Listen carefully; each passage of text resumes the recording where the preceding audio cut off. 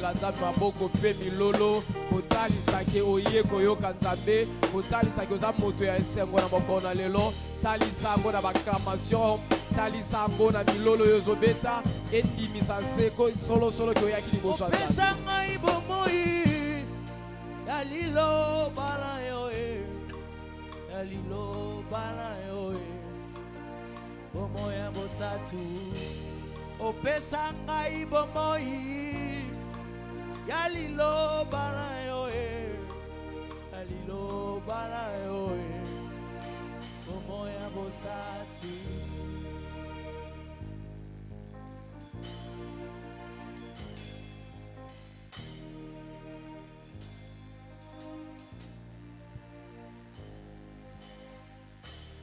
Que la paix et la miséricorde de notre Seigneur Jésus vous soient communiquées.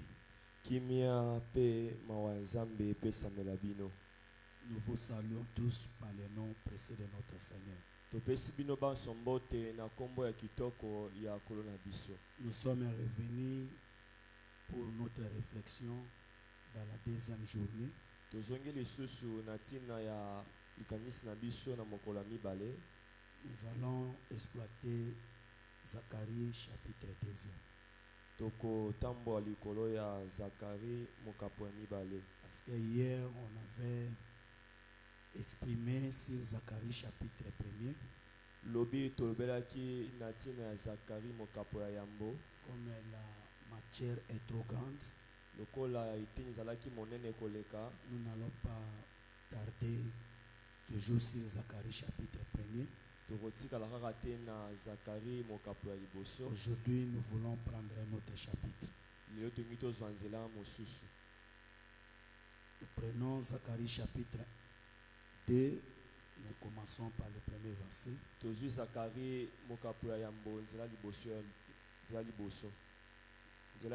chapitre 2. Zacharie mokapo mibale nzela ya moke ya liboso. Je levai les yeux natombolaki miso na ngai et je regardais pe natalaki et voici petala il y avait un homme tenant dans la main un cordeau pour mesurer. ezalaki na mobali moko asimbaki na loboko na ye nzete mpona kotanga. Nous allons ajouter Apocalypse chapitre 1er, Apocalypse chapitre 11. Tobakisi buku emoniseli mokapo ya zomi na moko à partir du verset 1er. nzela ya moke ya liboso. En me donnant un roseau semblable à une verge, bapesaki ngai nzete moko ekokani na lingenda en disant, na kolobaka lève-toi telema et mesure le temple de Dieu, petanga tepelo ya nzambe l'autel etumbelo et ceux qui y adorent. pe baye bazali kogumbamela. Nous voulons introduire les premiers versets dans le chapitre 2 de Zacharie. Tolingi to banda kolobela nzela moke ya liboso na Zacharie mokapo ya mibale. Nous voyons Zacharie dire, je levais les yeux et je regardais. Moni Zacharie kolobaki na tombolaki miso na ngai pe na manai kotala. Et voici, petala il y avait un homme tenant dans la main un cordon pour mesurer. izalaki na mobali moko asimbaki nzete mpona kotanga. Le cordon pour mesurer. Nzete mpona kotanga. Kotanga komeka ozwa emekemi so lingala ezo za moi difficile ozokotisa moi français parce que nous sommes dans la ville de Kinshasa. Poeti toyine ngumba ya Kinshasa. Là où les Kinois s'expriment en lingala, tantôt français, tantôt le lingala. Bisika pi ba kino balobaka lingala facile. L'essentiel est que le message soit compris.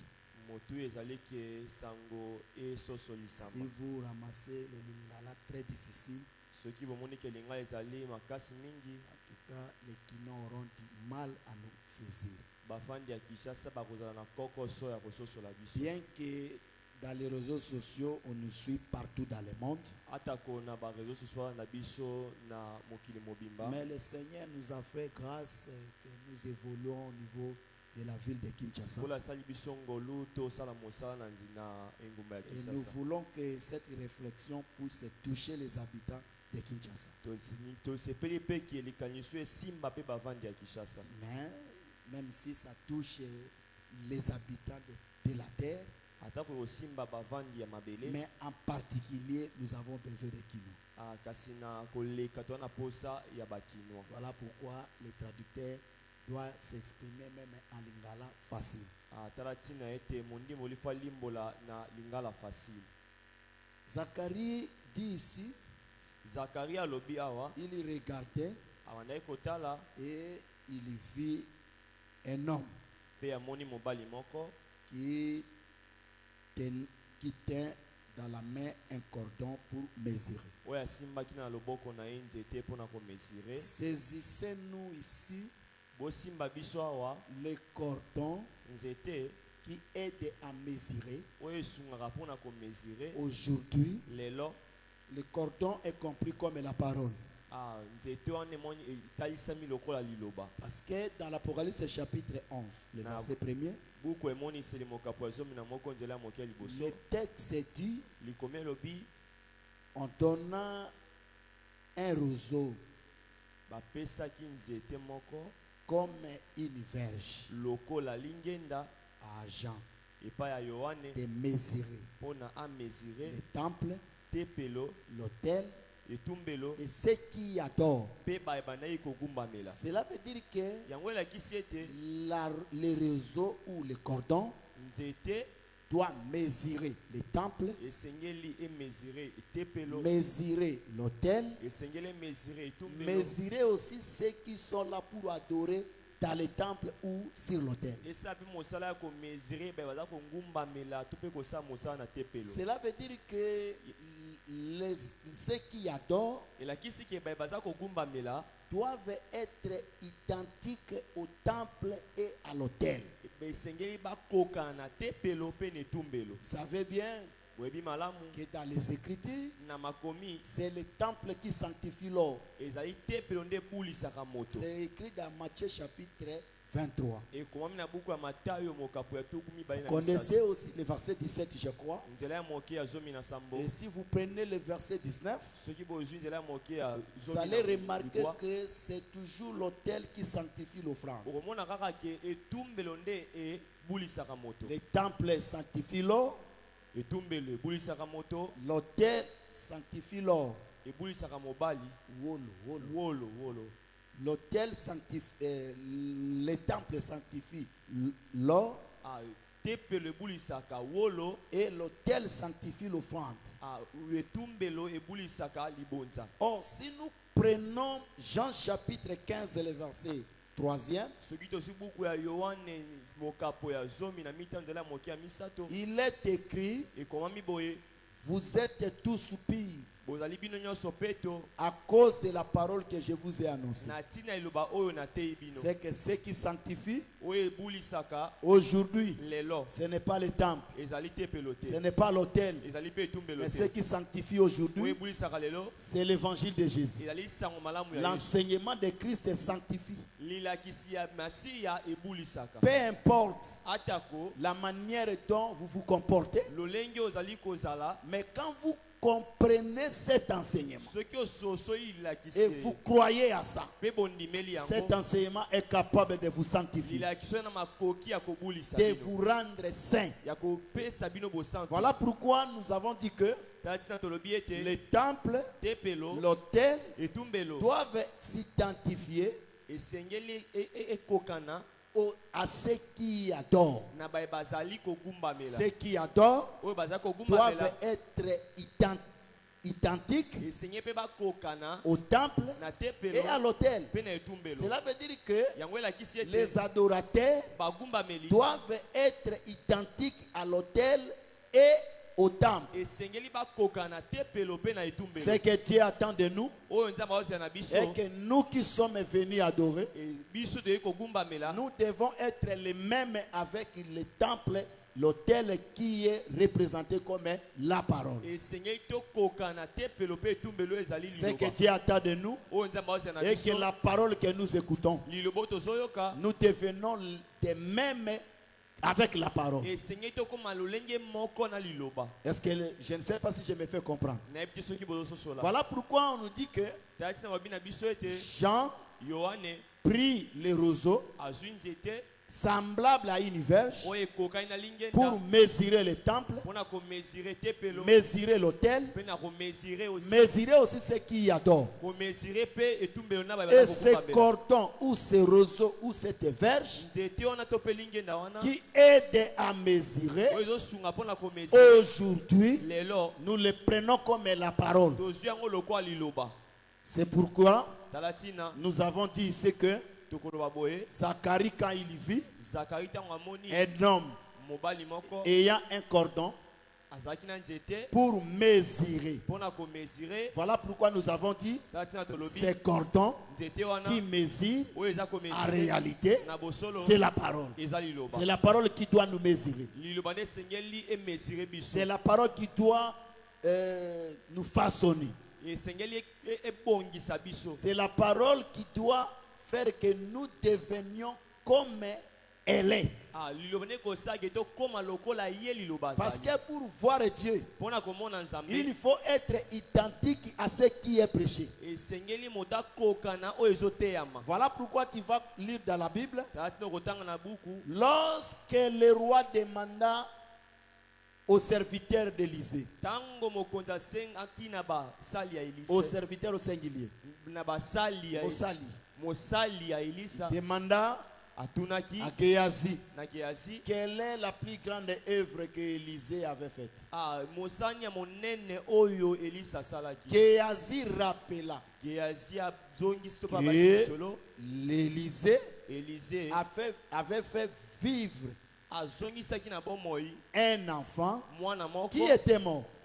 Et lorsque les serviteurs parlaient au roi, en même instant, la femme et l'enfant qui était mort revenu à la vie sont présentés devant le roi. Cela veut dire que la parole que nous écoutons doit être égale à nos vies. C'est que nos vies doivent être égales à la parole que nous écoutons. Pour voir Dieu, il faut que ce qui se prêche doit être égal à ta vie. Et si ce qui est prêché n'est pas égal à ta vie, tu ne verras pas le roi. Je prends ici le roi comme Dieu pour le voir par l'enlèvement, pour le voir par l'enlèvement. Et il a fallu que la parole doit être égale à nous qui l'écoutons. Voilà pourquoi vous allez remarquer quand Moïse est descendu chez Jéthro,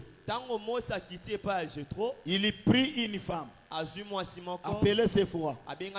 Et lorsque Moïse est allé chez Séphora, Séphora conçut et enfantant un fils.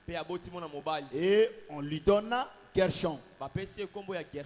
Moïse a dit, le nom Gershom signifie moi Moïse.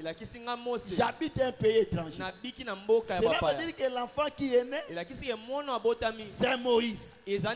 Moïse qui a donné la semence.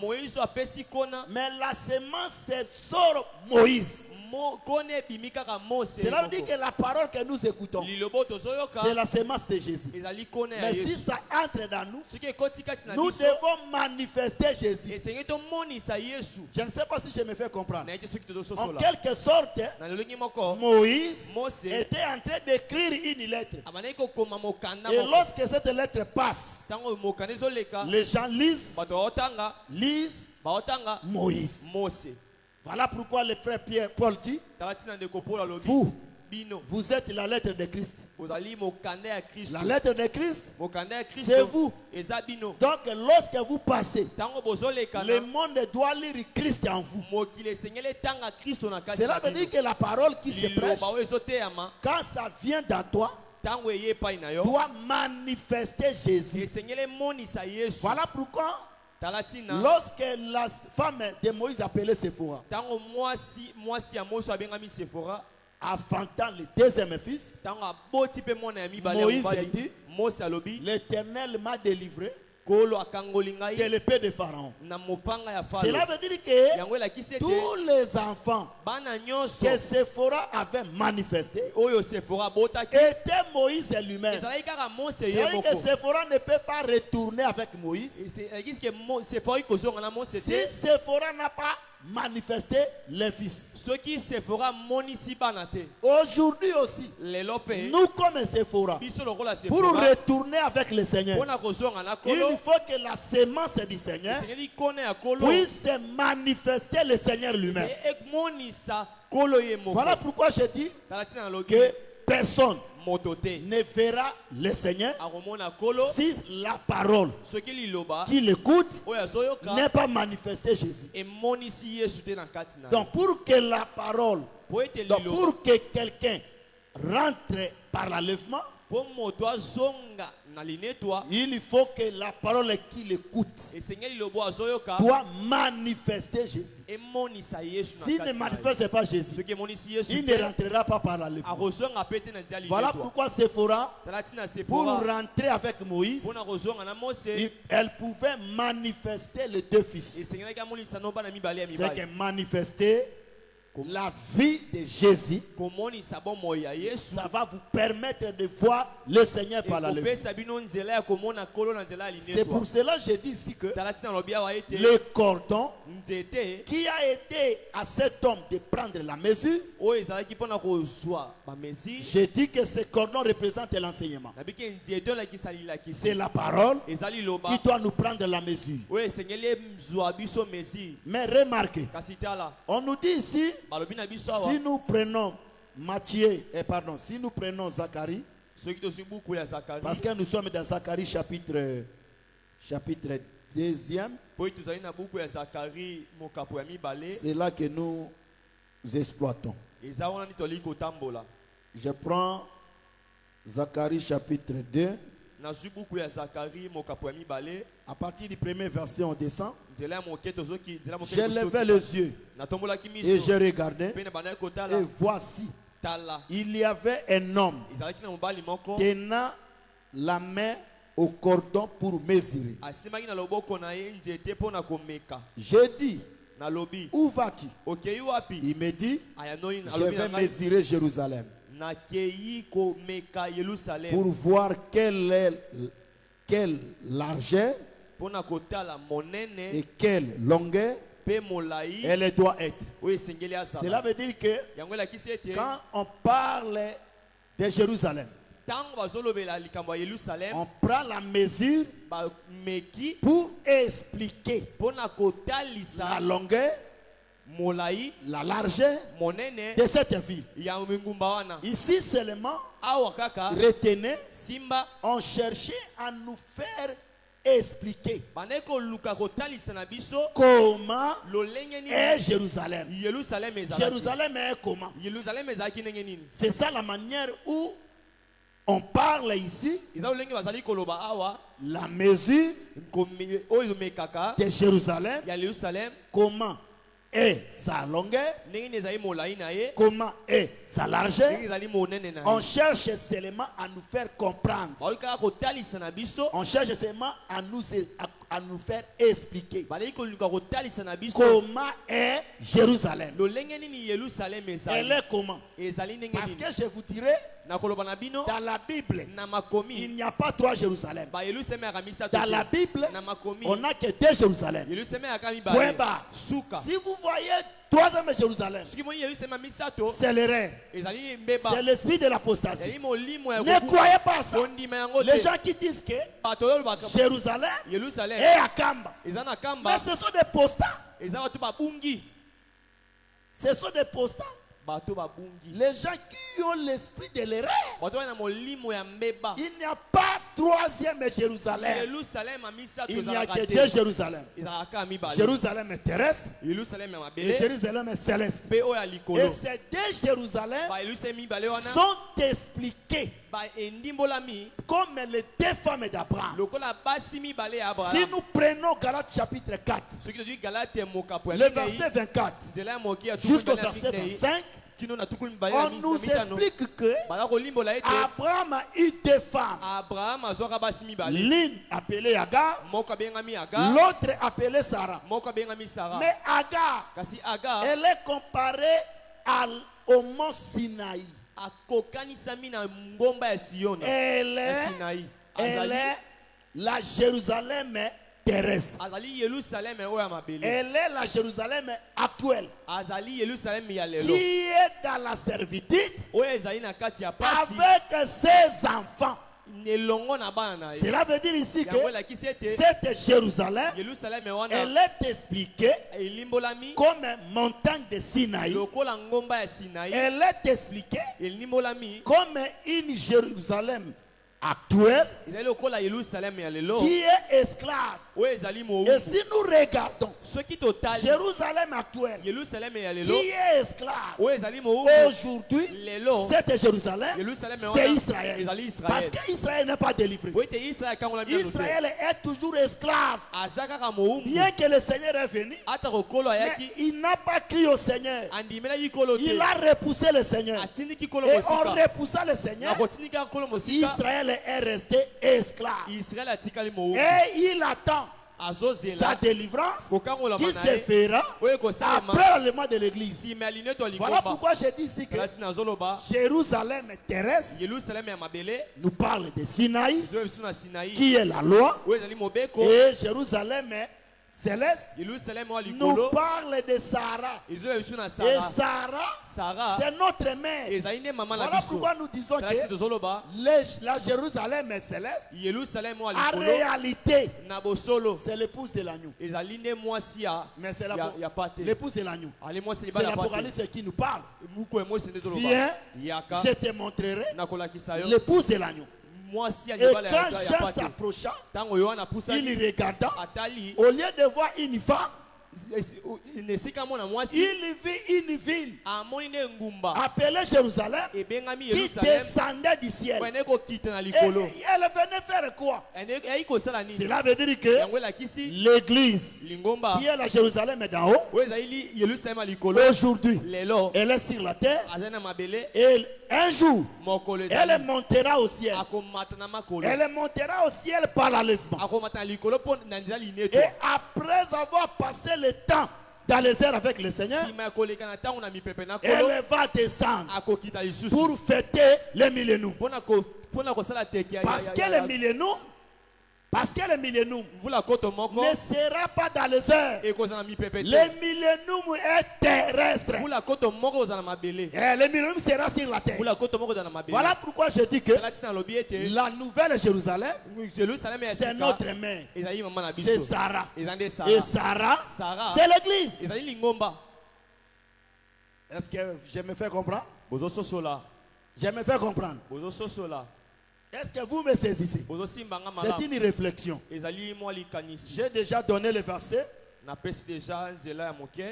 J'ai donné le verset dans Galates chapitre 4, le verset 24 jusqu'au verset 25. Comment le frère Paul prend les deux femmes d'Abraham, l'identifie aux deux Jérusalem. Ici, les polygames doivent faire attention.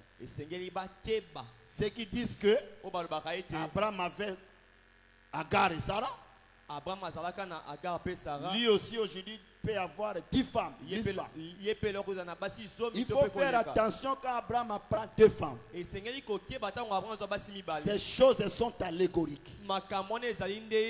Ces choses sont allégoriques, donc sont des paraboles. C'est que quand on parle des paraboles, ça cache la pensée. Voilà pourquoi nous parlons que le vrai Abraham, c'est Dieu lui-même qui doit travailler avec la première Jérusalem qui est Mont Sinaï. Et la deuxième Jérusalem qui est la grâce. Qui est expliqué comme le mont Sion. Et quand Abraham faisait ça, il faisait ça comme un prophète. Et il faut faire beaucoup d'attention par les gestes d'un prophète. Quand tu vois le prophète bouger, ça signifie que Dieu a bougé. Si tu vois un prophète faire des mouvements sur la terre, cela explique que Dieu fait des mouvements aussi dans les cieux. Et Dieu pour faire comprendre ce qu'il fait, il prend le prophète comme un échantillon, comme un signe, pour représenter tout ce qu'il fait dans le ciel. Est-ce que vous me comprenez? Mais je vous dis vrai, Abraham dressa un autel. Et dans cet hôtel, il sacrifia les animaux. Cela préfigurait déjà comment Dieu, comme le vrai Abraham, établira un sacerdoce lévitique qui va sacrifier les animaux. Maintenant, vous allez comprendre ici, Abraham quitte les animaux, il prend un fils appelé Isaac. Il le transporta jusqu'à la montagne pour le sacrifier. Cela préfigurait comment Dieu va quitter le sacerdoce lévitique, le sacrifice des animaux. Il va prendre un homme et le sacrifier. Et cet homme que Dieu sacrifia, c'est le Seigneur Jésus qui est le vrai Isaac. Maintenant, Dieu, pour nous donner cette connaissance, il explique ça par Abraham. C'est que tout ce qu'Abraham est en train de faire, c'est ce que Dieu fera. Pourquoi? Parce qu'Abraham, comme prophète, ce mouvement, quand il pousse, cela explique que Dieu bouge. S'il fait le mouvement, cela signifie que Dieu fait le mouvement. Je ne sais pas si je me fais comprendre. Est-ce que vous me comprenez? C'est pour cela que les polygames d'aujourd'hui doivent faire beaucoup d'attention. Parce que la doctrine ne reconnaît pas un homme avec beaucoup de femmes ou une femme avec beaucoup d'hommes. La doctrine ne reconnaît pas ça. Je ne prêche pas sur la polygamie, mais c'est une information. Maintenant ici nous revenons dans Zacharie chapitre 2e, le verset 2 on descend. J'ai dit où vas-tu? Il me dit je vais mesurer Jérusalem pour voir de quelle largeur et de quelle longueur elle doit être. J'ai dit que dans le deuxième verset, on cherche à nous faire comprendre comment est Jérusalem, sa longueur, sa largeur, elle est comment? Jérusalem elle est comment? Et je dis que dans la Bible nous n'avons pas trois Jérusalem, nous avons que deux Jérusalem. Jérusalem est terrestre et Jérusalem est céleste. Et la Jérusalem est terrestre, le frère Paul la compare au mont Sinaï qui est aujourd'hui comme la loi, et Jérusalem est d'en haut comme mont Sion qui est comparable à la grâce. Cela veut dire que la loi c'est Jérusalem terrestre, la grâce c'est Jérusalem céleste. Et nous avons tiré ici pour faire comprendre que c'est deux Jérusalem Jérusalem, l'une qui est terrestre, elle est esclave. L'autre qui est céleste, elle est libre. Ça nous parle de deux femmes. La première femme qui est aujourd'hui esclave, qui est aujourd'hui esclave, captive. C'est Israël qui est resté esclave. Parce que le Seigneur est venu, Israël n'est pas délivré. Israël est resté esclave. Esclave du péché. Voilà pourquoi les prédicateurs qui prennent Israël aujourd'hui comme un modèle, ils sont égarés. Parce que le modèle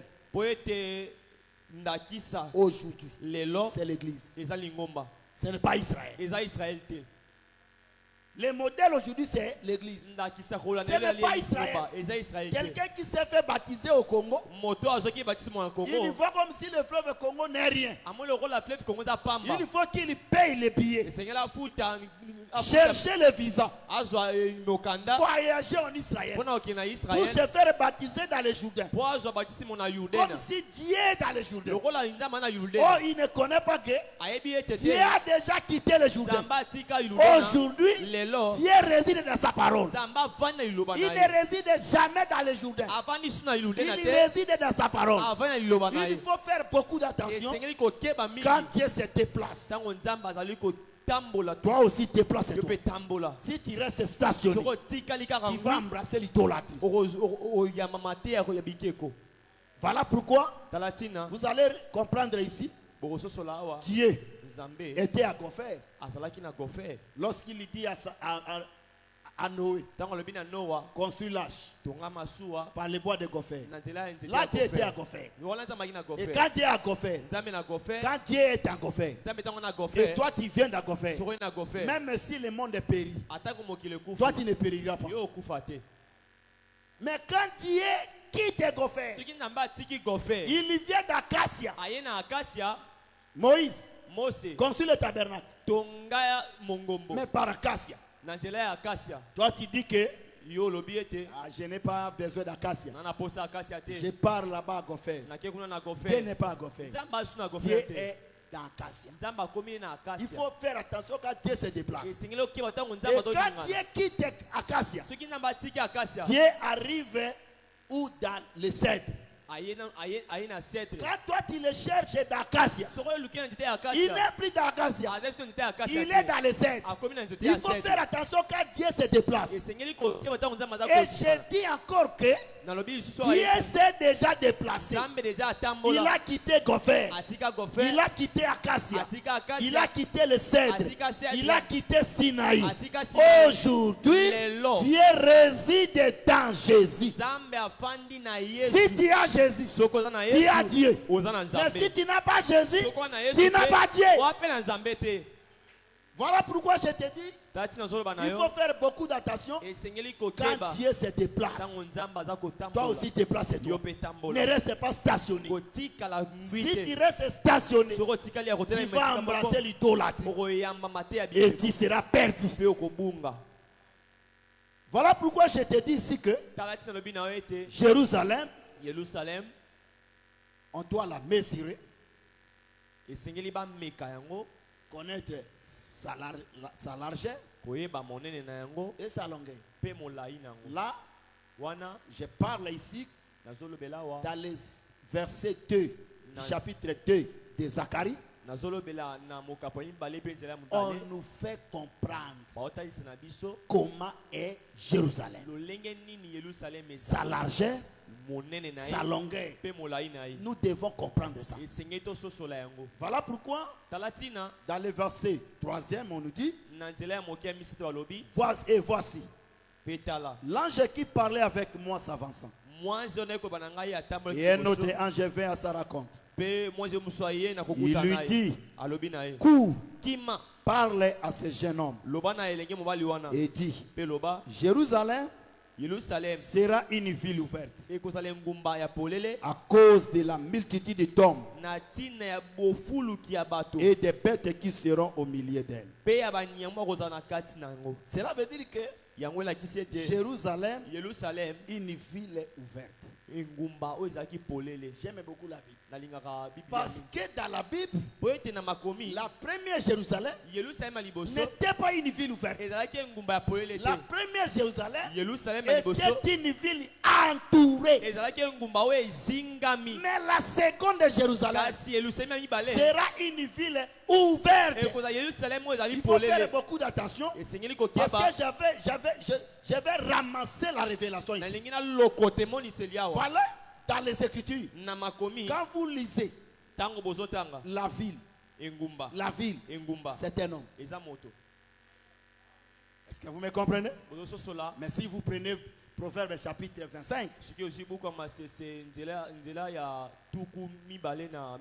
le verset 28, l'Écriture dit, comme la ville forcée sans muraille est un homme qui n'est pas maître de lui-même. Cela veut dire qu'une ville ouverte, c'est un homme qui est serviteur. Je ne sais pas si je me fais comprendre. Mais vérifiez vos textes. Vos Bibles vérifiées. On dit ici que la ville forcée sans muraille est un homme qui n'est pas maître de lui-même. Si un homme n'est pas maître de lui-même, c'est qu'il est serviteur. C'est pour nous faire comprendre que la ville ouverte, c'est un serviteur. Mais la ville fermée, la ville entourée, c'est un homme qui est maître de lui-même. Cela dit que c'est un homme qui n'est pas serviteur. Maintenant, cherchons dans les Écritures. La ville entourée. La ville entourée. Si vous prenez Exode chapitre 19, le verset 12. Le Seigneur dira à Moïse, Moïse, mets des limites. Fixe des limites. Et dis au peuple que personne ne s'approche ici. Que personne ne touche. Celui qui s'approchera ou qui touchera sera tué. Cela veut dire qu'il sera mort. Pourquoi? Parce que Dieu était descendu dans Sinaï. Mais il ne voulait pas que le peuple s'approche de lui parce qu'il n'était pas serviteur de personne. Voilà pourquoi nous disons dans l'ancienne alliance, Dieu n'était pas serviteur. Voilà pourquoi il tuait les gens. Il détruisait les gens. Tant pour temps, œil sur œil, tant pour temps, œil pour œil. Tu dis, on te tue. Parce que Dieu n'était pas serviteur. Il était sans pitié. Il ne voulait même pas que les gens s'approchent de lui. Je ne sais pas si je me fais comprendre. Est-ce que vous me saisissez? Donc je dis ici que le Seigneur Jésus et le Seigneur Dieu dans l'ancienne alliance était une ville entourée. Était une ville entouré. Nous pouvons dire il était la Jérusalem entourée. Et cette Jérusalem entourée représente la loi. Et Dieu dans la loi n'était pas un serviteur. Il était maître. Il était roi. Il ne voulait pas servir. Il ne voulait pas servir. N'ose même pas t'approcher. Si tu oses t'approcher, on va te tuer. Il était dent pour dent, œil pour œil. Mais voyez maintenant, on nous dit Cette Jérusalem de Zacharie chapitre 2 ne sera pas une ville entourée, mais elle sera une ville ouverte. Cela veut dire que la ville ouverte, c'est Dieu qui est devenu serviteur. Et Dieu est devenu serviteur, c'est la personne de Jésus. Voilà pourquoi quand Jésus est venu, les malades sont venus les toucher. Au lieu de mourir, ils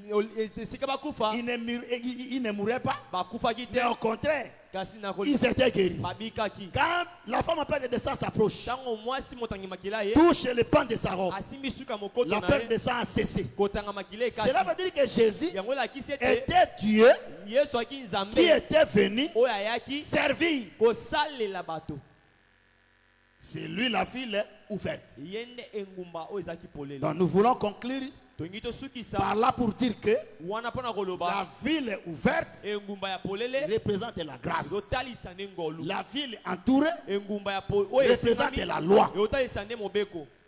Vous allez remarquer, le Seigneur donne une parabole. Un homme qui descendait quoi? De Jéricho, de Jérusalem. Jéricho. Qui descendait de Jéricho, non? Il allait où? Mais c'est une réflexion. Il n'y a pas de lecteur de la Bible ici. Il n'y a pas de lecteur parce que si seulement moi je donne, moi je vous rendrai faible. J'aime les gens qui font des recherches de la Bible. Vous allez faciliter les prédicateurs.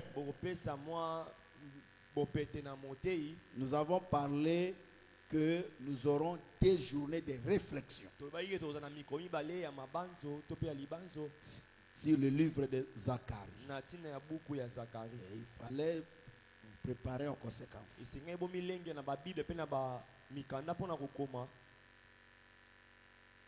Un homme descendait de Jérusalem,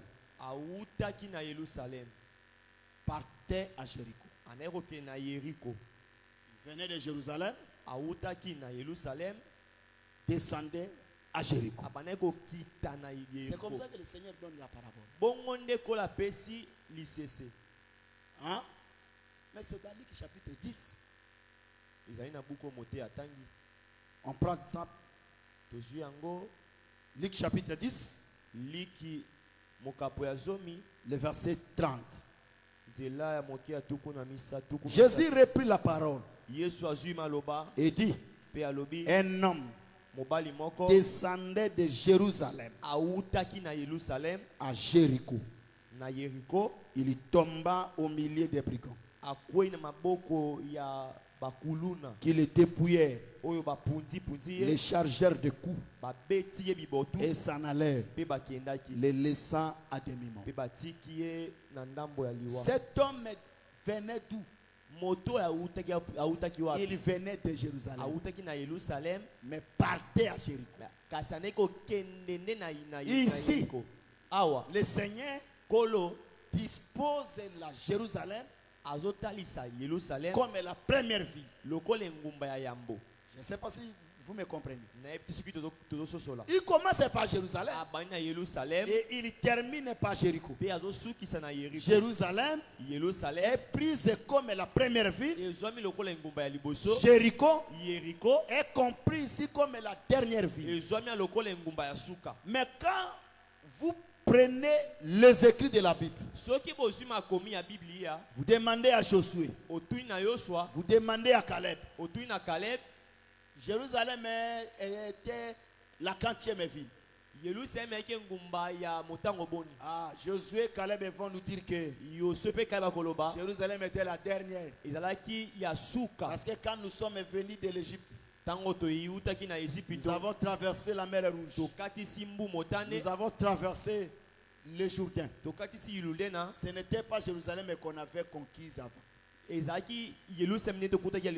Non. On avait trouvé d'abord Jéricho. Et on est parti pour trouver Jérusalem. Mais quand Jésus vient commencer par sa parole, au lieu de commencer par Jéricho, il commence par Jérusalem. La dernière ville est devenue la première ville. On peut dire que dans Jérusalem, il y a la notion de l'alpha et de l'oméga. Jérusalem, c'est le commencement. Jérusalem, c'est la fin. Et nous comprenons ici que Jérusalem, qui est le commencement et la fin, c'est toute une personne qui est le Seigneur Jésus. C'est lui qui a commencé et c'est lui qui a fini. Il a commencé quand?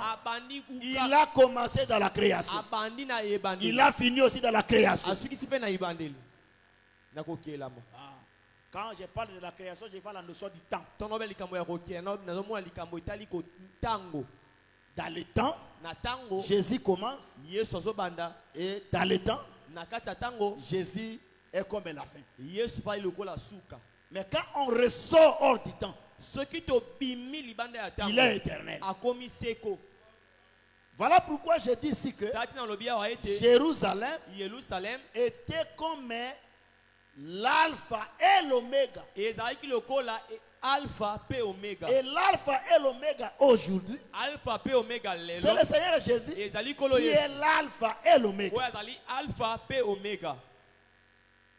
Donc je dis Jérusalem comme une ville entourée, c'est la loi. Exode chapitre 19, le verset 12. Mais Jérusalem est comme une ville ouverte. C'est la grâce. Je ne sais pas si les gens me comprennent bien. Il lui dit, cours, parle à ce jeune homme. Et il dit, Jérusalem sera une ville ouverte à cause de la multitude d'hommes et des bêtes qui seront au milieu d'elle. Je serai pour elle, dit l'Éternel, une muraille de feu tout autour, et je serai sa gloire au milieu d'elle. Ici c'est Dieu dans le millénaire. Il sera la muraille de feu. En d'autres termes, la sécurité pour Jérusalem. La protection de Jérusalem. Il sera la protection, la sécurité pour Jérusalem dans les millénaires. Voilà pourquoi nous disons que dans les millénaires, nous serons en sécurité. Nous serons protégés par le Très-Haut lui-même. Et si on considère une ombre dans 1 Roi chapitre 4, on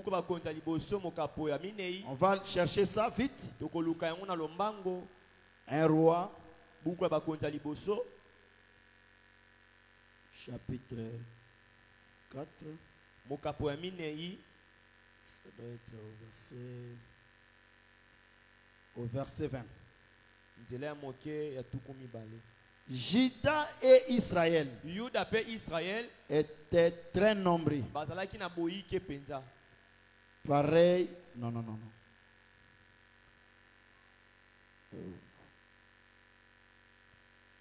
Verset 25. 1 Roi chapitre 4, le verset 25. Juda et Israël, depuis Dan jusqu'à Beersheba, habitèrent en sécurité, chacun sous sa vigne et sous son figuier. Tout le temps de Salomon. Donc quand Salomon était roi, Juda et Israël habitèrent en sécurité. Et chacun était sous sa vigne et sous son figuier. C'est-à-dire être sous la vigne et sous le figuier, ça signifie on est en sécurité. Mais être en sécurité était tout le temps du roi Salomon. Et nous savons que le roi Salomon, c'était un roi qui est venu et dans son règne, il y avait la paix dans tout Israël. Je ne sais pas si on me fait comprendre. Vous me comprenez? Au temps de Salomon, le peuple était en paix. Et ce gouvernement de Salomon était l'ombre des millénaires. Parce que dans les millénaires, le Seigneur Jésus sera le vrai Salomon. Et dans son gouvernement, il y aura paix sur toute la terre. Il n'y aura pas de guerre. Oh, le Rwanda contre la RDC. Quand Jésus sera roi sur la terre, de pareilles choses ne se feront jamais. Oh non, il y a la guerre entre la Palestine contre Israël. Oh, la Russie contre l'Ukraine. Dans le gouvernement de Jésus comme roi de la terre, qui sera un gouvernement de paix de 1000 ans. Je vous dis, de pareilles choses ne se feront jamais. Voilà pourquoi le monde se réunit, cherche la paix. Le moment de la paix n'est pas maintenant. Mais nous croyons la paix viendra quand le Seigneur sera roi sur toute la terre.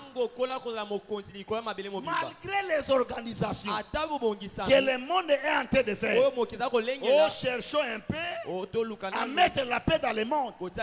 La paix ne viendra pas. La paix viendra le jour où le Seigneur sera le roi de la terre. Voilà pourquoi l'Écriture dit Juda et tout Israël étaient en sécurité. Quand nous voyons Juda, Juda c'est l'église. Et Israël, dans les millénaires, ils seront en sécurité. Parce que habiter sous les vignes, sous les figuiers, cela démontre qu'ils seront en sécurité. Il y a un enseignement, être sous le figuier, sous la vigne. Mais je ne peux pas entrer là-bas. Parce que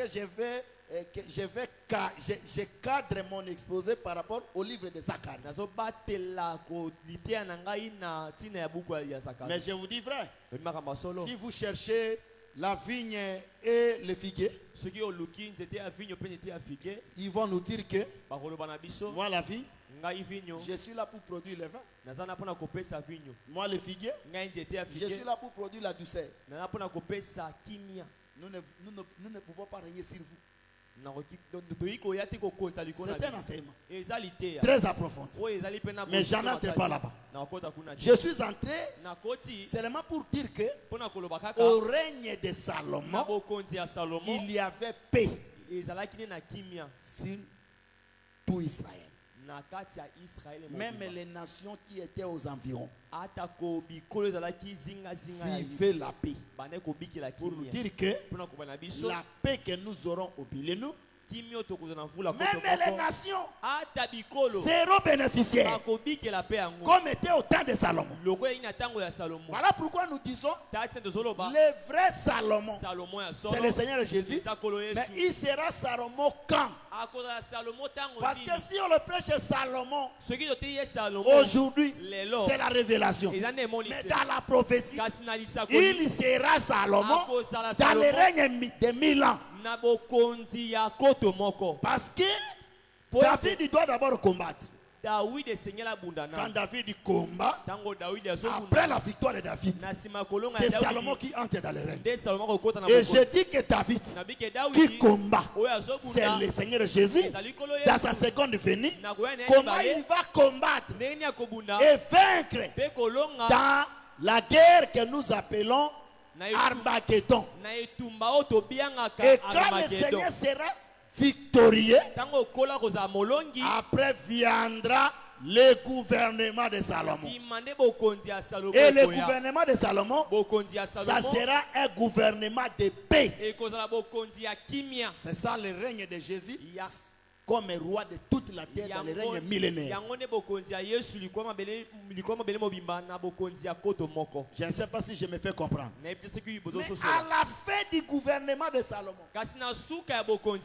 il y aura aussi la guerre.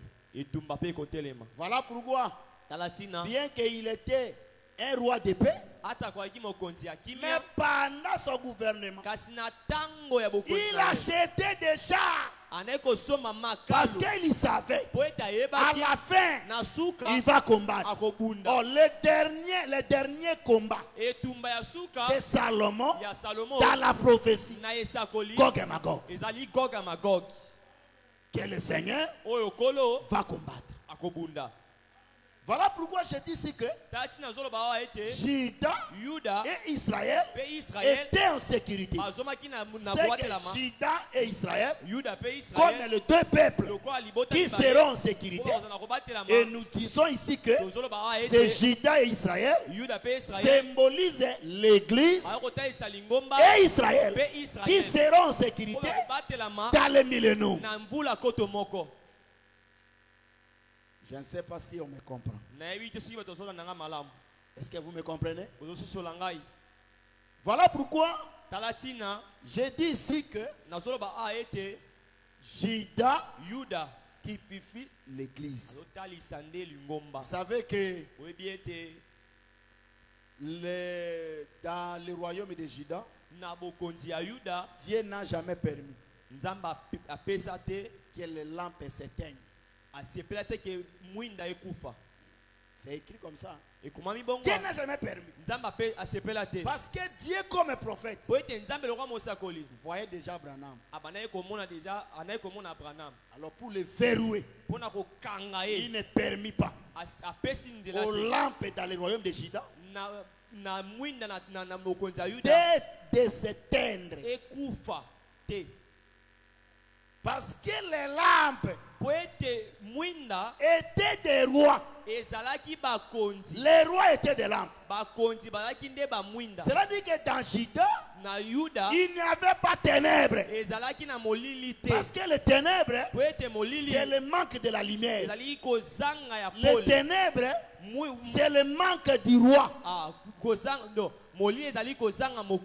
Mais dans Juda, Dieu ne permet pas que les lampes s'éteignent. Cela veut dire que on ne peut jamais parler des ténèbres dans Juda. Si quelqu'un parle, il y avait une ténèbre. Voilà pourquoi Malachie 4 est venu. Pour allumer la lampe. C'est une philosophie. C'est un raisonnement. Et tel genre de prophète ne l'appelle pas prophète. C'est un historien. Il doit donner historien. Il doit donner le cours de l'histoire à Ipen. Qu'il ne soit pas un prophète dans l'église. Parce que je dis ici que la lampe aujourd'hui, c'est la parole. C'est l'enseignement. Mais je vous dis, la parole prophétique est une lampe qui brille. Oh, la parole prophétique qui est une lampe, aujourd'hui c'est la totalité de l'enseignement de Jésus. Qui est dans l'église comme Juda. Et l'église comme Juda, il n'y a eu jamais le ténèbre. Pour avoir un prophète, de venir éclairer les gens. C'est un faux prophète. Il n'a pas de place.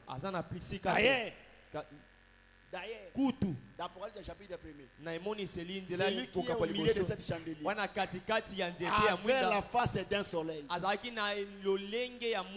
Et quand il s'élève dans le premier chandelier, jusqu'au dernier chandelier, il était le soleil pour éclairer. Et les chandeliers dans la Bible ne s'allument pas le matin. Ils s'allument toujours le soir. Cela veut dire que l'offrande du soir est présentée et le chandelier est allumé. Et nous croyons la vraie offrande du soir. C'était le corps de Jésus à la croix. Dans Hébreu, il dit, tu n'as voulu ni sacrifice, ni holocauste, mais tu m'as formé un corps. Cela dit que le corps de Jésus était l'offrande du soir que Dieu a créé. Et quand cette offrande est présentée, nous avons vu dans Actes chapitre 2, le chandelier est allumé. Au-dessus des têtes des apôtres, il y avait des langues de feu pour nous dire que le chandelier est allumé.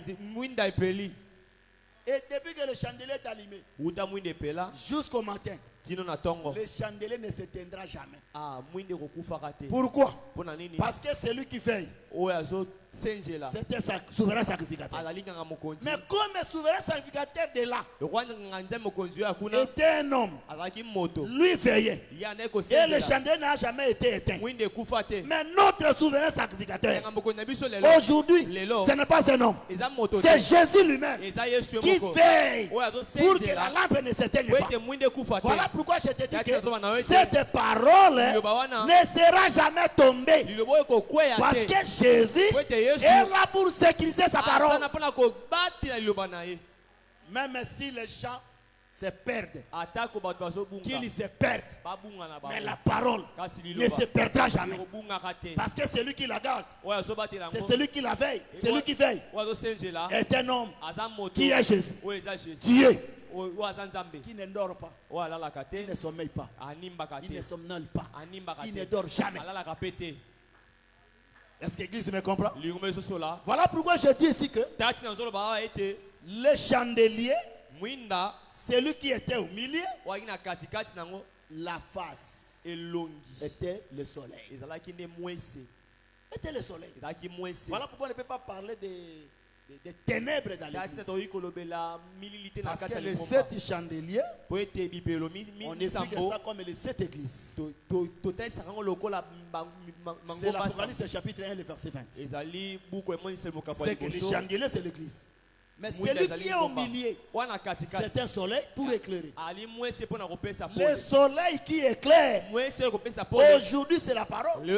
Parce que ce soleil, c'est tout un trône. C'est la Bible, non? La Bible dit, ton trône sera comme le soleil. La Bible compare le trône au soleil. Aujourd'hui le trône parfait de Dieu, c'est la parole. Dieu siège dans la parole. Voilà pourquoi dans Juda, il n'y avait pas de lampe éteinte. Pour nous parler d'un prophète américain. Ça, ce sont des histoires. Ils ne prêchent pas. Ils sont dans l'histoire. Martin Luther, à un moment donné, la vérité était tombée. C'est l'histoire, frère. C'est l'histoire. Il ne faut pas raconter ça. Il faut rester à côté de Dieu. Parce qu'Élie aussi, à son temps, il avait dit, Seigneur, on a tué tous tes prophètes, mais je suis resté seul. Dieu a dit non, tu n'es pas seul. J'ai réservé 7000 hommes. Je t'ai dit, aucune fois la parole était tombée. Pourquoi? Parce que la parole de Christ était écrite dans les cœurs des gens. Et personne ne peut lire ça. Lire les paroles dans le cœur. Si ce n'est que Dieu qui doit lire. Et voilà pourquoi nous disons, restez à côté de l'histoire de Dieu. Ne parle pas à côté de l'histoire des hommes. Je ne sais pas si je me fais comprendre. J'ai eu beaucoup de minutes. Hein. C'est comme si le chapitre 2 ici, ça me crée des problèmes. De Zacharie.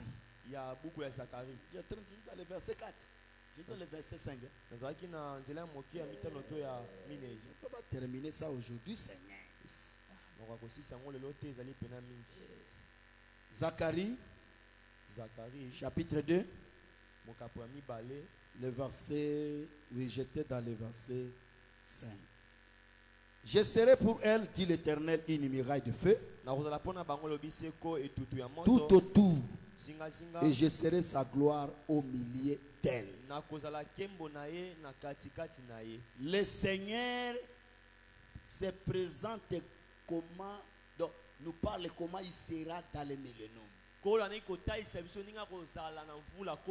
sera la sécurité, la protection de son peuple dans le règne de 1000 ans. Bien que cette manière de parler est prophétique, ça s'accomplira dans le millénaire. Mais nous pouvons remonter pour dire que le Seigneur sera aussi la protection, la sécurité pour les besoins. Les besoins qui seront sur la terre. Prêcher Israël à se convertir. Le Seigneur sera aussi leur protection, leur sécurité. Il va les protéger. Comme aujourd'hui, le Seigneur est une muraille de feu pour l'église, sécurité pour l'église, protection pour l'église. De la même manière aussi, il sera la protection pour les deux témoins. Il ne permettra pas que les gens puissent les toucher. Il ne permettra pas qu'on leur fasse du mal. Dieu ne permettra jamais. Parce que si Dieu te garde, même les sorciers ne sauront pas te toucher. Si le Seigneur te garde, les magiciens ne sauront jamais te toucher. Il ne faut pas avoir peur des gens qui ont un Dieu qui est ta sécurité, qui est ta protection. Et s'il te garde, tu es gardé. Est-ce que vous me comprenez? Est-ce que vous me comprenez? J'ai tiré comme un exemple là. Parce que si cela reste toujours millénaire, nous ne sommes pas dans les millénaires. Nous ne sommes pas dans les millénaires. Jusqu'à présent, nous continuons à manger les foufous. Parce que dans les millénaires, nous ne mangerons pas les foufous. Ni les matembe. Je parle de nous. Je ne parle pas des nations. De nous. Parce que dans les millénaires, il y aura les cas des nations. Et il y aura les camps des nations. Et les camps des saints. Et je parle pour nous les saints. Dans les millénaires, on ne mangera pas les foufous. On n'aura pas aussi faim. On ne sera pas dans ce corps. On sera dans le corps qu'on était monté par la lèvre. Le corps incorruptible. Le corps de gloire. C'est ce corps-là qu'on sera avec ça. On sera avec ça. Le corps qu'on avait avant de monter à l'élevé. Donc, avant qu'on monte, on doit revêtir l'immortalité. L'incorruptible. Après on monte avec ce corps incorruptible. Et après on va descendre sur la terre pour régner avec le Seigneur. Même si tu n'es pas gouverneur de la ville, ne t'inquiète pas. Nous allons régner si c'était avec le Seigneur.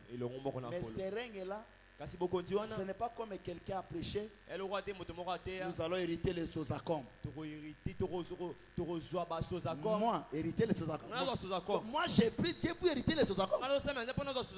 Mais si c'était pour les Sozacom, je ne peux pas prier. Hein? Si c'était pour hériter Sozacom, moi, je ne pouvais pas prier. Je pouvais chercher de l'argent de manière de toute manière pour avoir Sozacom. Quelqu'un a prêché, dit que nous allons hériter Canada. Oh. Moi j'ai pris pour hériter Canada. Oh. Mais je dois faire tout aujourd'hui sans Jésus, d'aller au Canada et avoir aussi une terre à Canada. Si vous ne savez pas prêcher la parole prophétique, laissez ça calme. Laissez ça calme. Il ne faut pas mentir aux gens. Nous allons hériter les États-Unis. Donc moi j'ai pris, je crains Dieu, je m'abstiens de tout pour hériter les États-Unis. Ça c'est de l'insuffisance. C'est de l'insuffisance. Est-ce que vous me comprenez? Je vous dis que dans le millénaire, il y aura le camp des saints. Et le camp des saints, ça sera notre côté. Où nous serons avec le Seigneur. Nous allons porter, nous serons avec le corps incorruptible. Un corps qui n'a pas besoin de manger. C'est ce corps-là, un corps qui ne tombe pas malade. Le corps qui ne pêche jamais. Le corps glorieux. Est-ce que vous me comprenez? Est-ce que toi tu désires aussi ce corps? Pour avoir ce corps, c'est maintenant il faut venir écouter. Parce que quand tu écoutes la parole, ce corps-là se forme en nous. Ça se forme pendant qu'on écoute la parole. Souvenez-vous, j'avais prêché ça ici dans Jean chapitre 6. Jean chapitre 5, pardon, non 6. Jean chapitre 6. Pendant qu'on mangeait le pain, on mangeait aussi les poissons. C'est que par le pain, on a le poisson. Et je dis que le pain c'est la parole. Le poisson c'est le corps incorruptible. C'est que c'est par la parole que le corps incorruptible se forme en nous. Quelqu'un qui ne vient pas écouter ne prépare pas son voyage. Pour préparer le voyage, il faut donner beaucoup d'importance à écouter la parole. Parce qu'en écoutant la parole, le corps corruptible, incorruptible se forme en toi. Pendant l'enlèvement, ce corps sera manifeste pour engloutir la corruptibilité. Et après tu montes.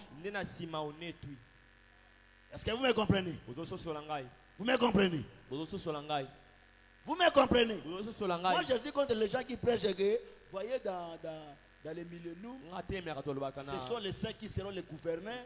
Comme le gouverneur de Okatang. Ça sera un frère, un saint. Moi, je suis dans le cas des saints. Et tu m'envoies au Katang. Allez faire quoi? Est-ce que vous me comprenez? Vous me comprenez? C'est un prêche que quand nous serons avec le Seigneur dans les millénaires, même les présidents des différents pays là, seront les saints. Bon, je ne prêche pas les millénaires, malheureusement. Un jour on décortiquera ça. Ce sont des choses que Dieu nous a donné. Il nous a donné les saints pour nous, les saints. Est-ce que vous me comprenez? Mais retenez seulement que dans le millénaire, nous serons en sécurité. Dieu sera notre protection. C'est ça le langage qu'on a appliqué à dire qu'il sera la muraille de feu. Et notre gloire. Pour dire qu'il sera notre protection, notre sécurité. Je ne sais pas si vous me comprenez, mais on avance. Dans le verset 6, on dit: fouillez, fouillez du pays du septentrion. Fouillez du pays. Bolongwa. Je ne sais pas. C'est comme ça. Fouillez du pays. Fouillez du pays. Donc, dans le sens de sortir. Bobima na mboka ya septentrion. Il faut avoir aussi une traduction en lingala pour nous aider aussi. La Bible en lingala. Bien que les saints n'aiment pas, mais il faut avoir ça. Fouillez, fouillez du pays de septentrion, dit l'Éternel, car je vous ai dispersés aux quatre vents des cieux, dit l'Éternel. Les quatre vents des cieux, je vous ai dispersés aux quatre vents des cieux. Vous croyez que les quatre vents des cieux, c'est vrai? Les quatre vents des cieux signifient seulement les extrémités de la terre. Comment Dieu a dispersé son peuple dans les extrémités de la terre. Et ces extrémités de la terre sont expliquées dans la vision comme les quatre vents des cieux. Je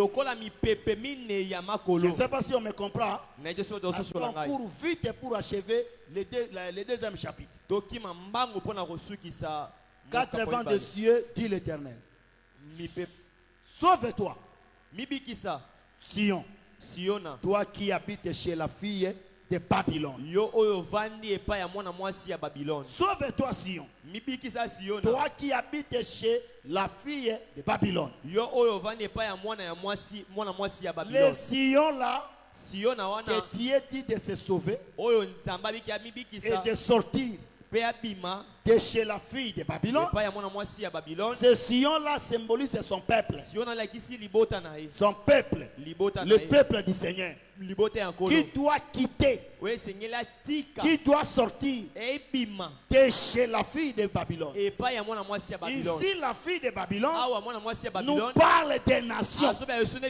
Comment son peuple doit quitter de chez les nations. Je ne sais pas si on me comprend bien. Vous me comprenez bien, non? On arrête peut-être, je crois, comme si les gens sont fatigués. Sauve-toi, Sion, toi qui habites chez la fille de Babylone. Car ainsi parle l'Éternel des armées.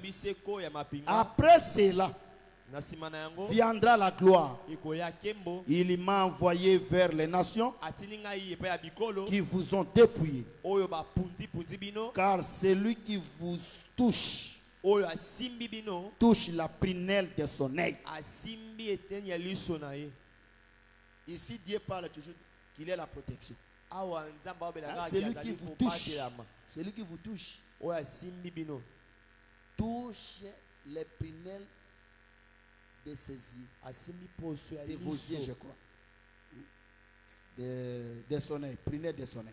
Car celui qui vous touche touche la prunelle de son œil. Cela veut dire que Dieu reste toujours la protection de son peuple. Celui qui vous touche touche la prunelle de son œil. Est-ce que vous me comprenez? Vous me comprenez? On ne joue pas avec le peuple de Dieu. Ne touchez pas. Parce que Dieu reste la protection, la sécurité de son peuple. Il protège son peuple. Dans le millénaire, il va protéger son peuple. Aujourd'hui aussi, c'est lui qui a reçu la parole. Dieu les protège contre les menaces. Contre même les koulouna physiques comme ça. Tu peux entrer parmi les koulouna. Mais les koulouna se confondent entre eux. Ils te voient comme si l'un d'eux. Or tu n'es pas l'un d'eux. On t'a laissé avec beaucoup d'argent comme ça. Tu es parti. Parce que Dieu te protège. Dieu s'il veut te protéger, même au milieu des sorciers, il va aveugler les sorciers. Il aveugle les sorciers pour qu'ils ne puissent pas te voir. C'est la manière où Dieu protège. Peut-être le Seigneur fera même mettre le trouble parmi eux. Tuons-les. Les autres disent non, on ne les tue pas. Il y a eu des incompréhensions. Et les choses des ténèbres se sont dites aux yeux de tous. C'est la manière où Dieu te protège. Toi ne prends pas la chose ça. J'accuse à la police. Comme vous préparez à me tuer. Non. Si les choses des ténèbres se disent tout haut, c'est Dieu qui vous protège. Toi glorifie Dieu. Toi glorifie Dieu. Ne cherchez pas à les accuser. Même chez nous au pays, si tu viens accuser les sorciers, l'État congolais va te dire que nous sommes incapables. En tout cas, nous sommes incapables. Toi, tu pries. Va chez ton Dieu. Est-ce que vous me comprenez? Voilà pourquoi je parle ici que dans le chapitre 2 de Zacharie, verset 8, Dieu reste la protection de son peuple. Nous allons nous limiter au verset 9 parce que le temps est trop dépassé. Voici, je lève ma main contre elle. Ça, c'est Dieu. Elles seront la proie de ceux qui leur étaient asservis. La proie Bilei. La proie c'est Bilei, non?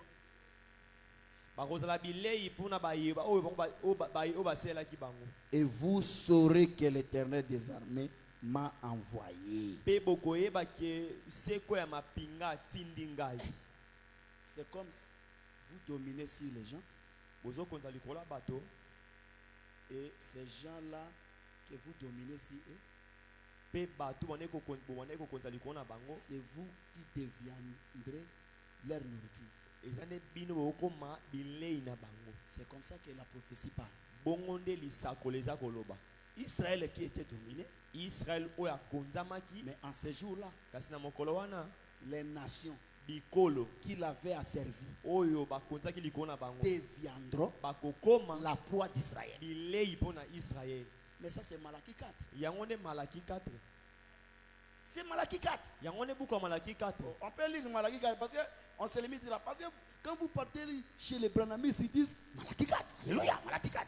Malachie 4, c'est quoi Malachie 4? Ça, c'est la confusion. Une église de confusionnistes. Malachie 4. Alléluia. Malachie 4, alléluia, alléluia, amen. Nous sommes dans Malachie chapitre 2, le verset 3. Un jour, on va parler ça aussi, Malachie 4. Il a trop à dire. Mais, pour vous qui craignez mon nom, s'élèvera le soleil de la justice. Et la guérison sera sous ses ailes. Vous sortirez et vous sauterez comme le veau d'une étable. Ah, j'aime ça. Et vous foulerez les méchants, car ils seront comme de la cendre sous la plate de vos pieds. Au jour que je prépare, dit l'Éternel, des armées. C'est Malachie 4. Vous n'avez pas compris? J'explique. J'explique. Hein? Le ministère, c'est bien. Moi, j'ai compris. Comment vous n'avez pas compris? Pour vous qui craignez mon nom, s'élèvera le soleil de la justice. Le soleil de la justice qui s'élèvera, la guérison sera sous ses ailes. Est-ce que tu vis un soleil avec les ailes? Un soleil avec les ailes. C'est que ce soleil, c'est tout un oiseau qui a des ailes. Vous n'arrivez pas? Je prends un verset. Matthieu chapitre 17. Le verset 2 jusqu'au verset 3. Jésus fut transfiguré. Son visage était devenu comme le soleil. Ses vêtements des verres blancs comme la lumière. Élie et Moïse se sont apparus. Quand tu vois Élie et Moïse paraître à côté de Jésus, c'est pour confirmer qu'ils sont les ailes du soleil. Parce que Jésus transfigurait sa tête, son visage, comme le soleil. C'est que Jésus c'est un soleil. Et ses vêtements blancs comme la lumière. C'est que Jésus est la lumière. Et Élie et Moïse sont venus pour confirmer que ce sont les ailes du soleil. Est-ce que vous me comprenez? Vous me comprenez? Mais la guérison vient sous ses ailes. Oh, les ailes. Oh, ma papou. Dieu dit, vous avez vu comment je vous ai transporté par les ailes du grand aigle pour vous amener vers moi. Mais si vous descendez en Égypte, vous cherchez les ailes des grands aigles, vous ne verrez pas. Mais vous allez voir seulement Moïse et Aaron prirent le peuple et les faire sortir pour les amener chez Dieu. C'est que nous avons compris que Moïse, Aaron était des ailes, ombre de deux soins. De l'Apocalypse 11. Est-ce que vous me comprenez? Et il y a la guérison dans ses ailes. La guérison c'est le sali. Je n'ai pas le temps pour m'ouvrir là-dessus. Parce que le temps nous fait défaut. Il y a trop à marteler sur ça. Mais le soleil levant, le soleil de la justice s'élèvera. On parle du soleil levant. On ne parle pas du soleil couchant. On parle du soleil levant. Hein? Le soleil est levant. Ah, la Bible. Zacharie 14 m'appelle, mais j'ai dit j'arrive ou j'en arrive pas. J'arrive ou je n'arrive pas. Je ne comprends même pas. Parce que Malachie 4, c'est Zacharie 14. C'est la même chose. Est-ce que vous me comprenez? Mais vers le soir, la lumière paraîtra pour certains Il croit que le soir de Zacharie 14, c'est le soir de l'Occident. Non! On comprend mal. Parce que Zacharie lui-même, 14, il dit que ça ne sera ni jour, ni nuit, mais vers le soir, la lumière apparaîtra. C'est que ce soir-là, ce n'est pas ni jour, ni soir. Mais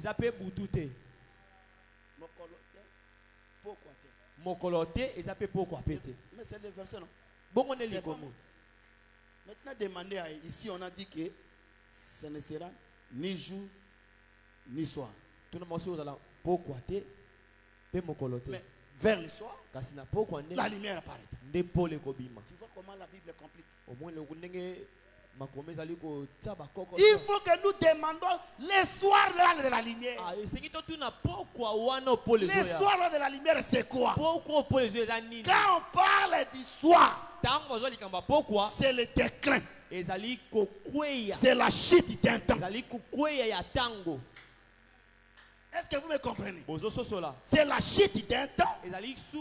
C'est le déclin d'un temps. Cela veut dire que quand le temps là tombe, va s'élever la lumière. Vous me comprenez? Est-ce que vous me comprenez? Vous me comprenez? Maintenant, quand on demande, ce n'est pas ni jour, ni soir. Mais c'est quoi? Ce qui est ni jour, ni soir, c'est l'aurore. Aurore. Tantongo. Est-ce que vous me comprenez? Mais c'est la prophétie, donnez-moi les oreilles. Quand on parle ni jour, ni soir, c'est de l'aurore. Est-ce que vous me comprenez? Bon, je prends un exemple. L'aurore était la venue de Jean-Baptiste. Quand Jean-Baptiste est venu, il était l'aurore. C'est noir si blanc. Je ne raisonne pas. On a demandé à Jean, tu es la lumière? Non, je ne suis pas la lumière. C'est écrit dans la Bible. Ça écrit comment? Jean n'était pas la lumière, mais il était venu rendre témoignage à la lumière. Est-ce que vous avez compris? Jean n'était pas la lumière, mais il était venu rendre témoignage à la lumière. C'est dans Jean 1. C'est Jean 1. Parce que si on demande à Jean, tu es la lumière? Il va dire non, je ne suis pas la lumière, mais je suis venu rendre témoignage à la lumière. Mais dans Jean chapitre 5, regardez comment Jésus dit, vous avez voulu vous réjouir. Jean était une lampe qui brille. Vous avez voulu vous réjouir une heure avec lui. Dans Jean 1, Jean n'était pas la lumière. Dans Jean 5, Jean était la lumière. Qu'est-ce que cela veut dire? Dans Jean 1, Jean n'était pas la lumière. Dans Jean 5, Jean était la lumière. Mais ça c'est quoi alors Dieu? Dieu a mis ça comme ça pour que les perdus trouvent le chemin de la perdition. Mais pour vous qui avez l'esprit, Dieu a donné la compréhension de la chose pour mieux comprendre, parce que le salut est lié à la compréhension. Et c'est pour cela que je dis que quand Jean dit que je ne suis pas la lumière, En réalité, il était la lumière, mais il n'était pas la grande lumière. Est-ce que vous me comprenez bien? Il était la petite lumière que nous appelons l'aurore. L'aurore, c'est une petite lumière, mais qui n'est pas la grande lumière. Quand tu vois l'aurore, l'aurore te dit que après moi ici, c'est la grande lumière. Est-ce que vous me comprenez? Maintenant, à la chute de l'aurore, au soir de l'aurore, la lumière apparaîtra. Et le soir de l'aurore, c'est la tombée de l'aurore. La chute de l'aurore. Cela veut dire que quand Jean tombe, quand Jean passe, après lui, c'est la grande lumière. Et cette grande lumière était la naissance de Jésus. Et ce qui a été, c'est ce qui sera. Parce qu'il n'y a rien de nouveau sous le soleil. L'aurore sera aussi les deux zones. Voilà pourquoi on les appelle deux chandeliers. Ils sont la lumière. Ils sont la lumière. Ils sont la lumière. Mais ils ne sont pas la grande lumière. Mais au soir, dans leur soir, veut dire dans leur déclin, dans leur chute, il y aura la grande lumière. Et la grande lumière, c'est le lever du soleil. Et le lever du soleil, c'est la venue du Seigneur Jésus en chair. Est-ce que vous me comprenez? Voilà pourquoi Zacharie dit que vers le soir, la lumière apparaîtra. Le soir que Zacharie était peut-être parlé, ce n'est pas le soir de l'ouest et l'ouest, de l'est et de l'ouest. Non, même si géographiquement, vous voulez situer Israël. Israël, ce n'est pas l'Orient. Il est Proche-Orient. Donc si Israël est Proche-Orient, c'est que les États-Unis ne sont pas l'Occident. Déjà leur confession est tombée. Confession de Branham est tombée. Parce que Israël géographiquement, ce n'est pas au l'Orient. C'est le Proche-Orient. Et s'il est Proche-Orient, c'est que les États-Unis, ce ne sont pas l'Occident. Est-ce que vous me comprenez? Vous me comprenez? Et ce soleil, il y aura un jour, nous allons parler de Zacharie 14. Parce que dans les mêmes chapitres, on arrivera. Et je dis pour conclure que le soleil, les vents, les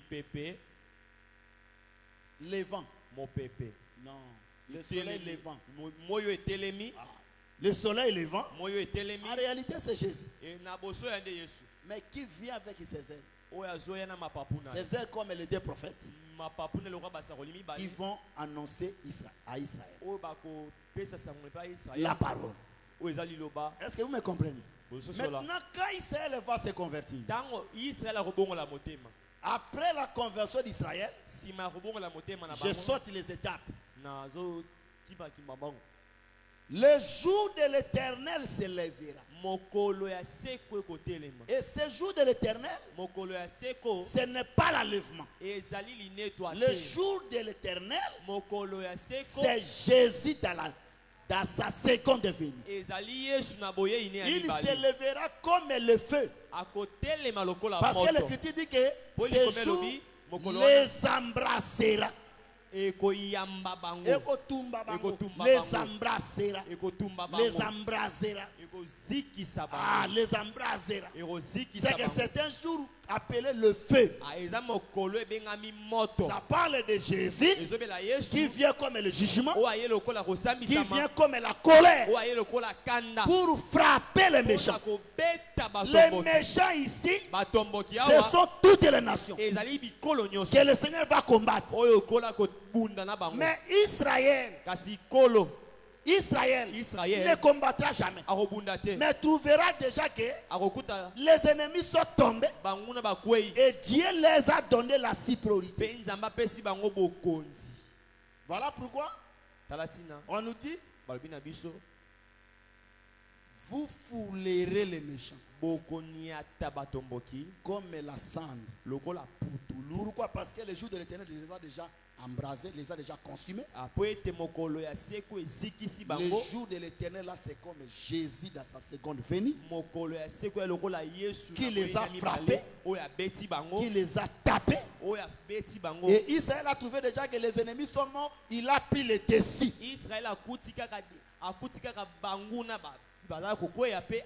Parce que les nations comme la proie d'Israël, la proie ici, c'est pas dire que Israël va prendre les nations comme ça, il les mange. Non. La proie d'Israël, c'est qu'Israël va les dominer. Donc celui qui était dominé, Dieu change. Israël devient le supérieur qui va dominer ceux qui les dominaient. Voilà pourquoi nous croyons Israël sera rétabli. Nous croyons qu'il sera rétabli et rentrera comme un grand royaume qui va prendre le dessus de toutes les nations. Est-ce que vous m'avez compris? Vous m'avez compris? J'ai anticipé parce que on va parler sur Zacharie 14. Quand on parlera de Zacharie 14, on touchera Malachie 4 dans sa profondeur. Hein? On commencera par le verset premier pour vous donner le sens de la prophétie. Pour aujourd'hui, on se limite ici. Que Dieu vous bénisse.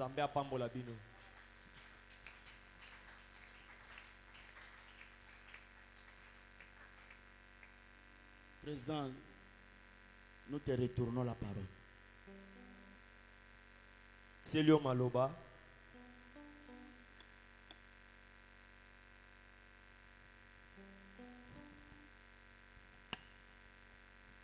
Toujours dans la salle, ceux qui question Zali, on salle ici, ma question micro, on pose question à eux.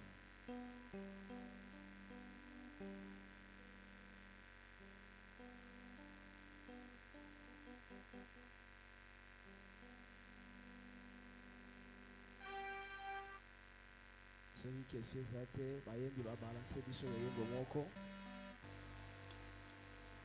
et permettre du sol qui est vers Souka.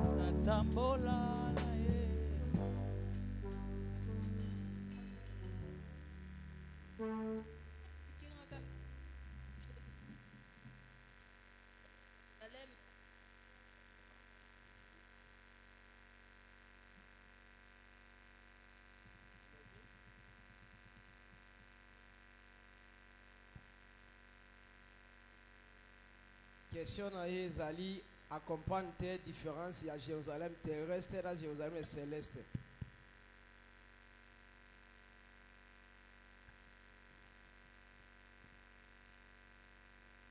On peut pour gagner temps, peut-être reçoit papier au commis.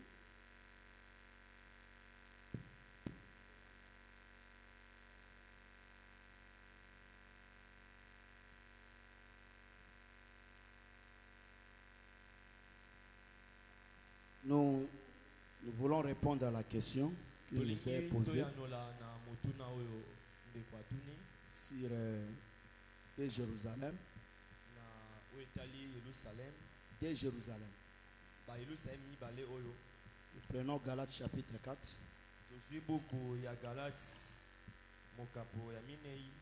Le verset 24.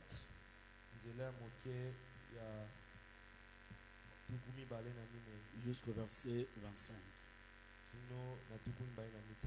Ces choses sont allégoriques, car ces femmes sont des alliances. L'une du mont Sinaï, affrontant pour la servitude, c'est Agar. Car Agar, c'est le mont Sinaï en Arabie.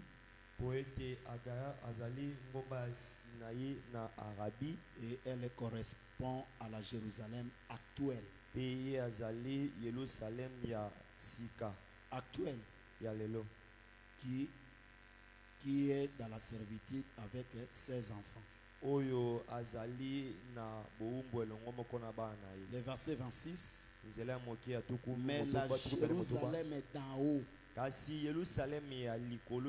Est libre. C'est notre mère. Ici, c'est le frère Paul qui présente à l'église les deux femmes d'Abraham, Agar et Sarah. Il les présente comme deux Jérusalem. Agar comme Jérusalem actuelle, terrestre, qui est dans la servitude. Si on cherche la Jérusalem qui est dans la servitude, c'est Israël qui n'est pas affranchi, qui est sous la loi, sous le péché. Mais Jérusalem est d'en haut, c'est Sarah. C'est notre mère. Et c'est Sarah. Elle est le type parfait de l'église. Elle est le type parfait de l'église. On peut dire que même l'église, c'est une Jérusalem céleste. Si on prend Apocalypse chapitre 21, à partir de verset 9, puis un des 7 anges qui tenait les 7 coupes remplies des 7 derniers fléaux, 20, il m'adressa la parole en disant: viens, je te montrerai l'épouse, la femme de l'agneau. Et il me transporta en esprit sur une grande et haute montagne, et il me montra la ville sainte, Jérusalem, qui descendait du ciel d'auprès de Dieu, ayant la gloire de Dieu. Donc lui dit que viens, je te montrerai l'épouse, la femme de l'agneau. Au lieu qu'il voie cette femme, lui voit une ville qui descendait du ciel. On la nommait Jérusalem. C'est pour dire que cette Jérusalem, c'est la femme de l'agneau. Et l'agneau aujourd'hui, c'est Christ. Jean chapitre 1, le verset 29. Voici l'agneau de Dieu qui ôte les péchés du monde. Quand on tourne les regards, on remarque que l'agneau là, c'est Christ. La femme de Christ, c'est l'église. Et cette église, on l'appelle Jérusalem d'en haut. C'est elle qui est Sarah. Maintenant, dans la Bible, on a essayé d'expliquer dans Zacharie chapitre 2. Jérusalem est une ville ouverte. Si on prend Proverbe chapitre 25, le verset 28, la ville forcée et sans muraille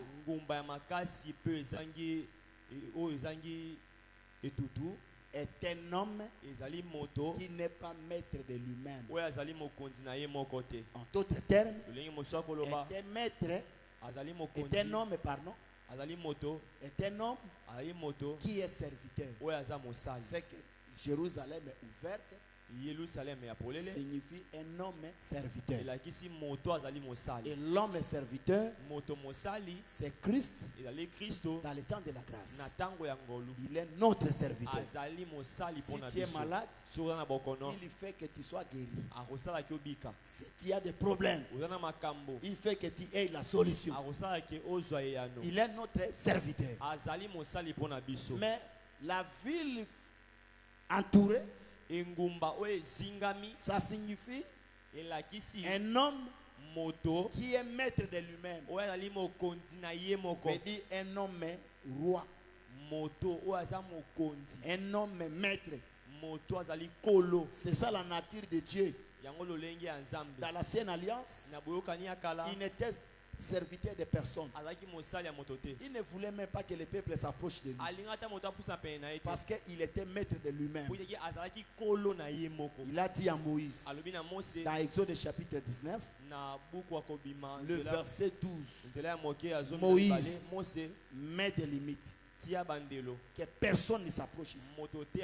Celui qui s'approchera sera tué. Que personne ne touche. Là, Dieu était dans Sinaï. Donc Sinaï est une ville entourée. Quand on parle de Sinaï, Sinaï signifie la loi.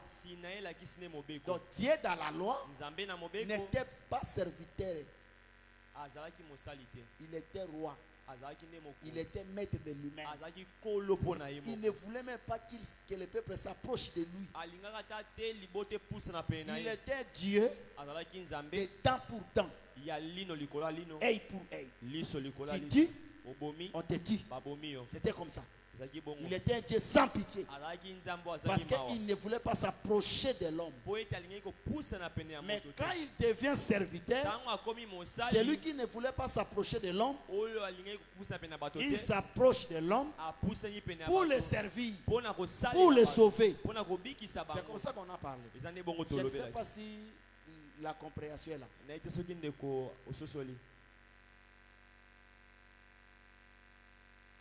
L'autre a la question. Vous avez la question? Qui a la question?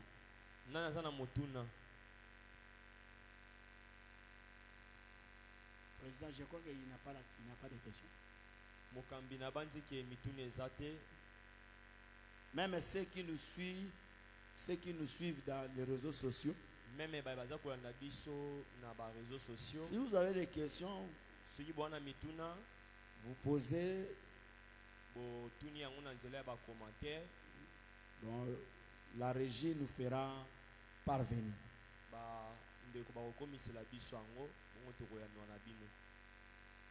À moins peut-être la question nous vient des réseaux sociaux, parce qu'ici on voit qu'on n'a pas de questions à poser. Mais il faut demander la permission au président.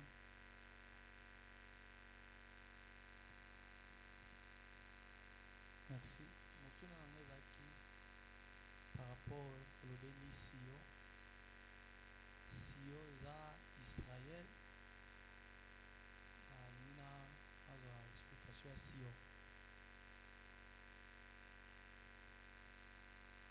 Sion. Sion, dans l'interprétation, na kolimbola, par rapport au contexte de Zacharie. Par rapport à kolandisa malikani sitopenzela ya Zacharie. On peut prendre ça. On a vu ça dans Zacharie chapitre 2. Potomoni yango na buku ya Zacharie mokapo ya mibale.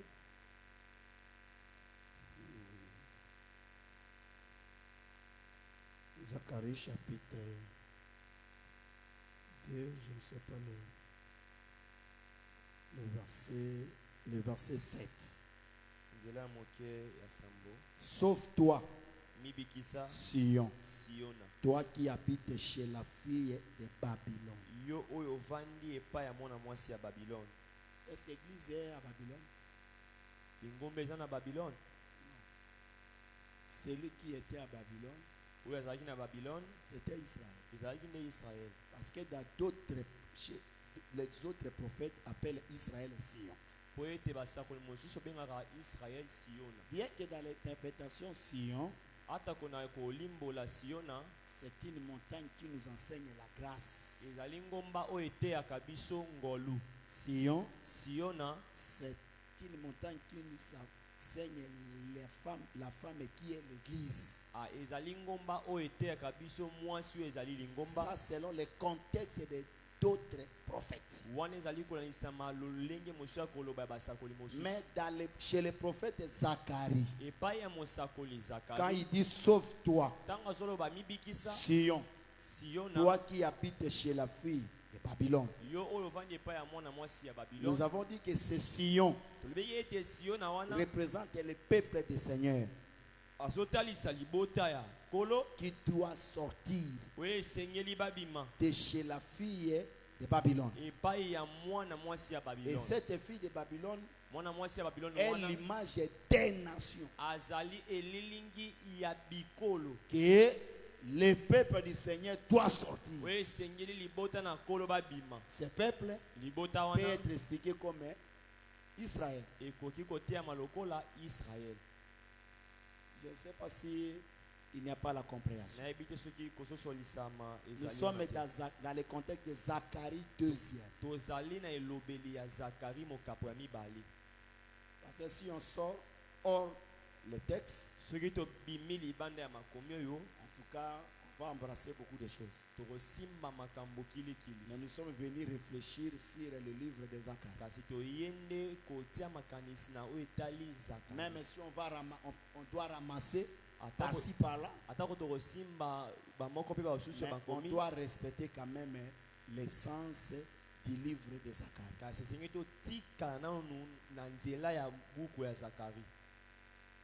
Je ne sais pas si le chanteur nous a bien compris. Donc Sion ici, nous l'avons typifié comme le peuple de l'Éternel qui doit quitter chez les nations qui sont prises comme la fille de Babylone. Je crois qu'il n'y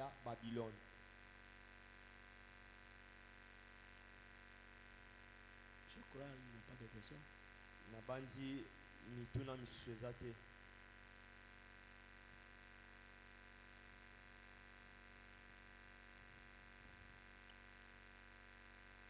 Oh, pesi nzambe merci.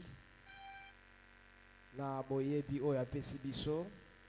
Osambeli na kombo na Yesu Kristo.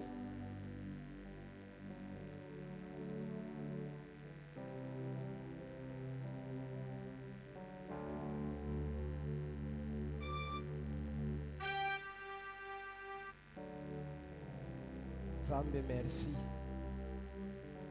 Bon réservaki lelo poto yokayo pona ko bakisa ko pesa boyebi ya makambo oyo bombi yango abato bakie na eteyelo ya mokili na sima ya moto kotanga na sima ya moto kosala parcours ya koyeba mpe kotambola na mokili makambo ezalaki reserve na ye te me osali biso ngolu lelo koyoka makambo oyo nde totondi kombo na yo tozongisi lokumu epa na yo okosambela mpe lisusu nkolo abatela mowumbu na ye na zwa ya makasi mpo epa na ngai na yo ozoyoka makambo ezobima eza na bato mosusu oyo makambo oyo mpo na bango eza libaku bazotombuka baoyo makambo oyo mpo na bango eza liboma bazotombuka me yo yebisa nzambe abatela mowumbu na ye asalela esongolo koleka osambeli na kombo na Yesu Kristo.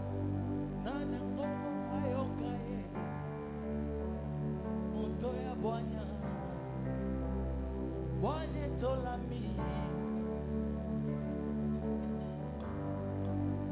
nani ayoka e Kolo toto moli mo na yo. moto ya Bwana Obomba ye.